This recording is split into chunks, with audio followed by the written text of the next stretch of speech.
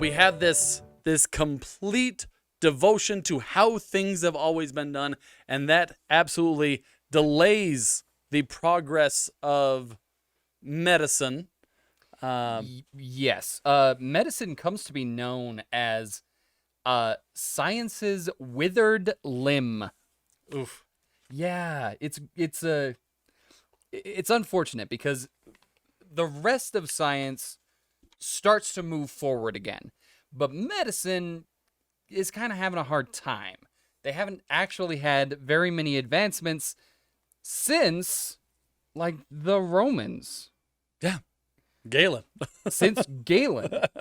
We've been just kind of hanging out. And it's not until we get up into the industrial era Oh, dang.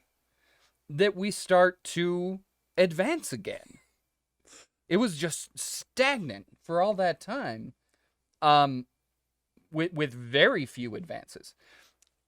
Now, Oh, go ahead. I was just going to ask for an Okay. example of something basic, something that we take for granted today that was like a big advance at the time. well, in 1795, this isn't even the main story. This is the opening band, right? This is the Okay. warm-up act.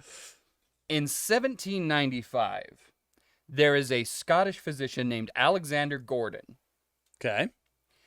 and he notices that a whole bunch of women who come to his hospital are getting sick with childbed fever or puerperal fever.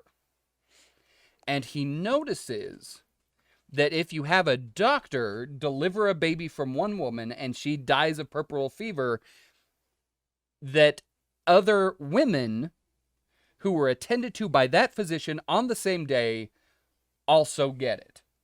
So, demons?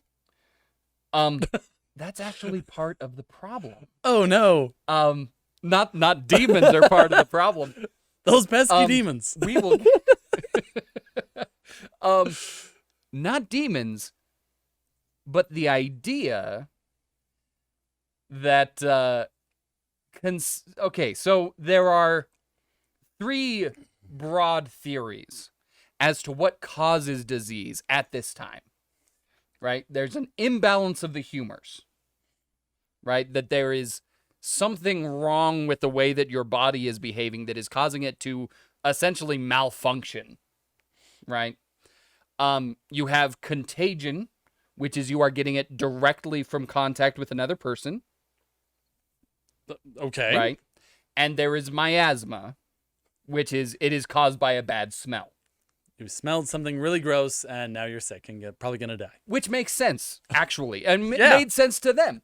If you smell something really gross, right? Rotten eggs, put it under your nose, you will gag or even throw up. And people who live in really smelly places with a lot of, like, rotting dead bodies, swamps, they do Yes. get sick more often. They it get just sick more makes often. sense. All of it checks out. We have all of this evidence. Yes. And believing that illnesses are caused by something invisible, that's superstition. Clearly. That's Obviously. not scientific. That's not scientific. Diseases are caused mostly by smells, sometimes by not having enough leeches. And every now and then, if you are like, tongue kissing someone with the plague, that can also spread it around.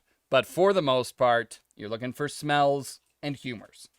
But all of this, like, invisible creatures or something wrong with the bed sheets or something wrong with the soil or something wrong with the food or water, it's not those are all just what you're describing is curses, and we don't believe in curses. We're advanced now. We're advanced now. Nobody believes in this stuff anymore. So, 1795, Alexander Gordon notices that these doctors, if there was a doctor if there was a doctor that delivered a baby and that mother died of puerperal fever, the other mothers that he visited also died. Oh, that's Yeah, horrible. or at least got sick. Puerperal fever actually had a very high mortality rate. It was like 30% or something. It was very So he recommends that if a woman dies of puerperal fever, that you burn the bedclothes, you fumigate the clothing of all of the staff, and that the doctor has to wash his hands to get the curse juices off. So this guy was a dangerous extremist, you're saying? This guy, he was obviously a crazy person. Clearly. He's Scottish, and they believe in unicorns and fairies, and obviously he's a crazy person. Oh, those Scots. And he is disregarded. 1829, Robert Collins in Ireland. Same thing. He sees same correlation, right? A lot of women dying. He says, okay, here's what I'm going to do. We've got this problem, bunch of women getting sick. I think that it's being spread by the doctors and the bedclothes.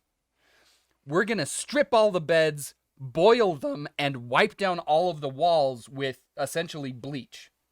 Chlorinated lime? Chemist person? Yeah, lime chloride. Lime chloride. We're going to wipe down all of the walls and floors. And once again, it got rid of the disease, but got him painted as like a lunatic. Because he's like, I made a magic potion that I'm going to spread on the walls, and it's going to make the illness go away. Once again, everybody's like, the Irish are out of their minds. American Oliver Wendell Holmes Sr. presents a paper. This is 1843. So we are... Oh, dang. Yeah, we are getting close to modern times. Yeah, that's already like Civil War type era. Yes. Oliver Wendell Holmes Sr.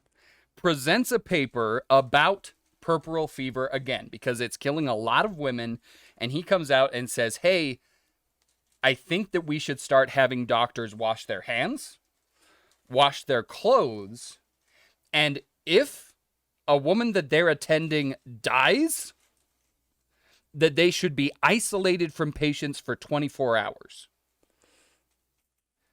Once again, nobody is listening. They think that he is being ridiculous. So this is a disease we've essentially cured now 3 times over, Yes. and still no one will believe it. Still no one believes it. Because what you're describing, right? A doctor went and delivered a baby from a woman who got sick and died, and then went and delivered a baby to another woman, and she got sick and died. What you're describing is bad luck. Not something that the doctor is doing wrong. We are describing bad luck. And there's nothing that we can or should change about.